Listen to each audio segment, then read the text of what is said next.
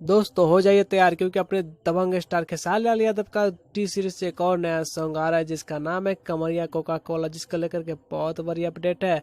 क्योंकि खेसारी लाल यादव ने अपने फेसबुक पर लाइव आकर के जो अपडेट दी है इसको लेकर के अपने फैंस के दिलों की धड़कन फिर से धड़कने लगा है।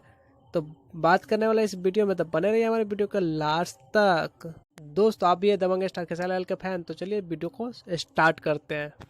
दोस्तों कमरिया कोका कोला खेसारी लाल यादव का हिंदी सॉन्ग होने वाला है, जो कि इंडिया का सबसे number 1 YouTube channel T series पर रिलीज किया जाएगा। दोस्तों आपको बता दे, जब इंडिया का नंबर 1 चैनल टी सीरीज से खेसारी लाल का कोई गाना आ रहा है, तो आप भी खुद सोच सकते हैं कि यह गाना कितने हाई लेवल की हो सकती है, और यह गाना सुपर डुपर हिट होने वाला है, इसकी पोस्टर से पता लगाया जा सकता है।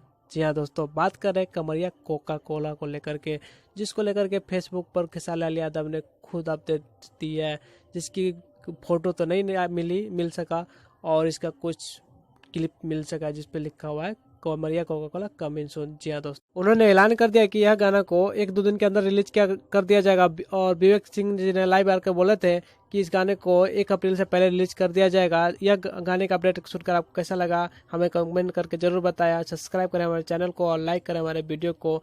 वीडियो देखने के लिए बहुत